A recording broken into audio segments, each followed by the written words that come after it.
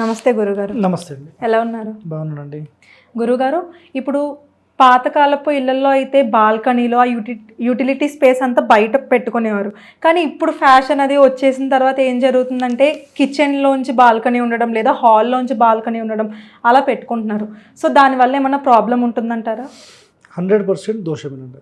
Okay. ఇక్కడ ఏమవుతుంది అంటే ఒక ఇంటికి సంబంధించి ఖచ్చితంగా 4 మూలలు కరెక్ట్గా ఉండాలనేది శాస్త్రం. 100% అది వాస్తు నియమం అది. ఓకే. కానీ ఇప్పుడు జనరేషన్ ఏమవుతుంది అంటే ఇంటి లోపల బాసాన్లు అసలు ఎప్పటికప్పుడు కడగాలనేది ఒరిజినల్ శాస్త్రం. అంటే ఆ వాసన కూడా చెడు వాసన, అవి కుళ్ళిపోయిన వాసన అనేది రాకూడదు ఎప్పుడు కూడా.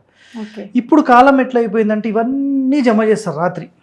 మన ధనము బ్యాంకులో ఎట్లా జమ చేస్తారో లేదంటే బీరువాలో జమ చేస్తారో ఈ జమ చేసేటట్టుగా బాసాన్లు పొద్దు నుంచి రాత్రి దాకా అన్నీ అట్లా పెట్టి కుళ్ళిపోయి దాని మీద ఈగలు కానీ చిన్న చిన్న ఈగలు అంటారు, పెద్ద ఈగలు చిన్న ఈగలు బొద్దింకలు ఇవన్నీ వచ్చి అవన్నీ పాకుతూ తిరుగుతూ ఉంటాయి. సో ఆ ఏరియా మొత్తం గలీజ్ అయిపోతుంది. అసలు రాత్రి పడుకునే బిఫోర్ ఖచ్చితంగా టోటల్ కిచెన్ అనేది క్లీన్ చేసి పడుకోవాలి, లేకపోతే పడుకోకూడదు.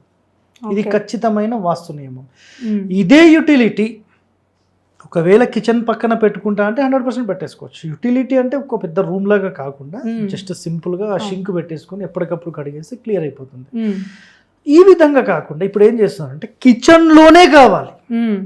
ఇప్పుడు దరిద్రం ఏంటంటే ఆ బాసాన్లు తీసుకుపోయి బయట పెట్టడానికి కూడా బద్ధకం. ఆడవాళ్లకు బద్ధకం అయిపోయింది. ఆ బద్ధకం ఎంతవరకు దారి తీసిందంటే కిచెన్ నుంచి ఆ బయట డోర్ నుంచి బయటికి పోయి పెట్టడానికి బద్ధకమయ్యి ఆ యూటిలిటీని కూడా తీసుకొచ్చి కిచెన్ చిన్నగా చేసుకొని అందులోనే ఒక మూలకు పెట్టేసుకొని చేస్తున్నారు. ఇది అబ్జర్వ్ చేశారు కదా? అవునవును. అయితే దీనివల్ల 2 అగ్నులు ఏర్పడుతున్నాయి అక్కడ. ఓకే.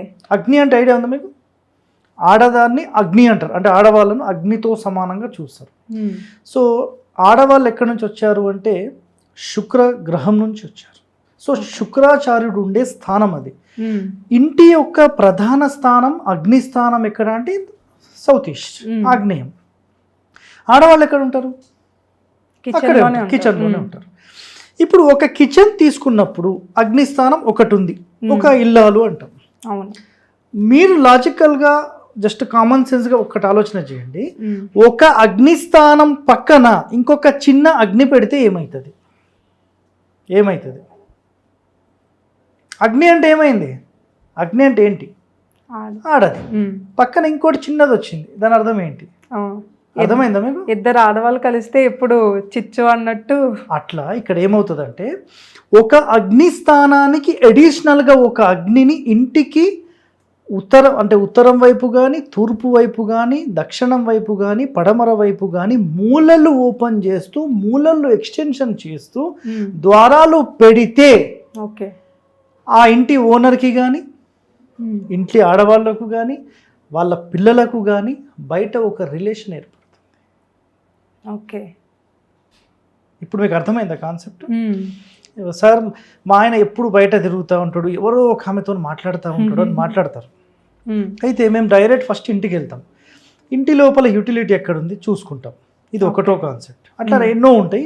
అడిషనల్గా ఉందా మేము గమనిస్తాం. ఉంది. సో 100% ఉంటుంది. కొంతమందికి ఉండకపోవచ్చు. ఎప్పుడు 100లో నేను ఒక 78 మందిని పక్కకు పిలిచి అవును సార్ మీకు ఎవరైనా ఉన్నారా ఇట్లా బయట గర్ల్ ఫ్రెండ్స్ ఎవరైనా మెయింటైన్ చేస్తున్నా అని అడుగుతాను. అడిగితే మీకెవరు చెప్పారు అని మాట్లాడతారు. మీకెవరు చెప్పారు కదా, నిజంగా ఉన్నారా లేదా? ఉన్నారు సార్, కానీ ఏదో ఆమె తగిలింది సార్, ఏం చేయాలో పెద్ద తలకాయ నొప్పి ఉందంటే మీకు తెంపాలని ఉందా? తెంపుతాం. ఎట్లా సార్ ఏమైనా డబ్బులు తీసుకుంటారా? ఏం తీసుకో, నేను వచ్చిన విజిట్ చార్జ్ చాలు, నేను చెప్పేసి చేసుకుంటాం. ఒక చిన్న వైర్ ఇస్తాం, అది అక్కడ పెట్టేసేమంటాం, 1 డేలో తెగిపోతుంది. ఓకే. అయితే ఎట్టి పరిస్థితుల్లో ఇప్పుడు అగ్నికి ఇంకో అగ్ని, మీకు అర్థమైందా? ఒకవేళ ఇదే సైజ్ అగ్నిని పెడితే ఇంటికి వచ్చేస్తున్నాం, సెకండ్ మ్యారేజ్లో వచ్చేస్తుంది. ఓకే. చిన్నది ఉన్నప్పుడు బయట ఉంటుంది, ఇంటికి రాదు. ఓకే. కాన్సెప్ట్ అర్థమైందా?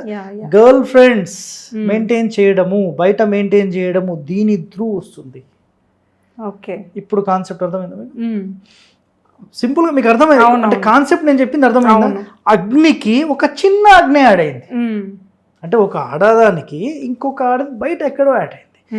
దానివల్ల అంటే ఇది మీరు పెట్టినా ఒకవేళ గర్ల్ ఫ్రెండ్ బయటి వ్యక్తులు యాడ్ కాకపోయినా అన్నెసెసరీ ఎక్స్పెండిచర్ మొదలవుతుంది.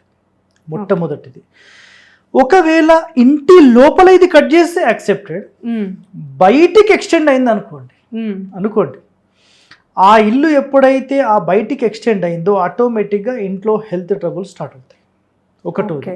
రెండవది, ఖచ్చితంగా మ్యారేజ్ జరగడానికి ఒక ఆస్కారం ఉంటుంది, లేదా తెగడానికి ఆస్కారం ఉంటుంది.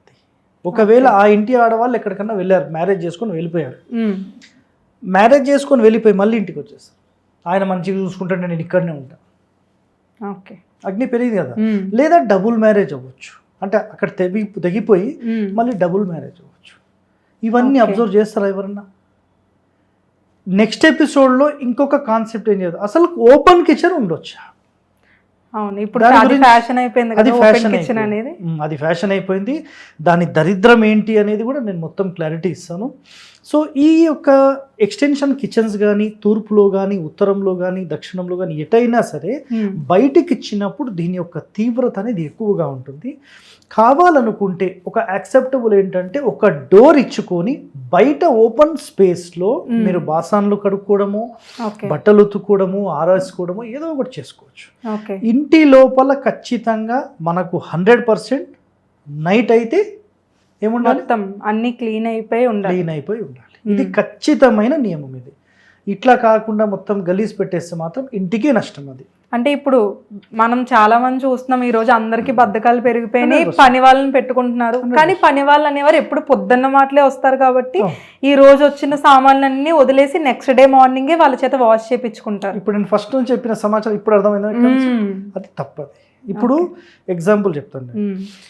ఒక ఎగ్జాంపుల్లో మంచం మీద రాత్రి పడుకుంటాం, ఉదయం లేస్తాం, ఉదయమే దాన్ని క్లీన్ చేసి బెడ్ సాఫ్ చేయాలా, నైట్ పడుకునేటప్పుడు సాఫ్ చేయాలా?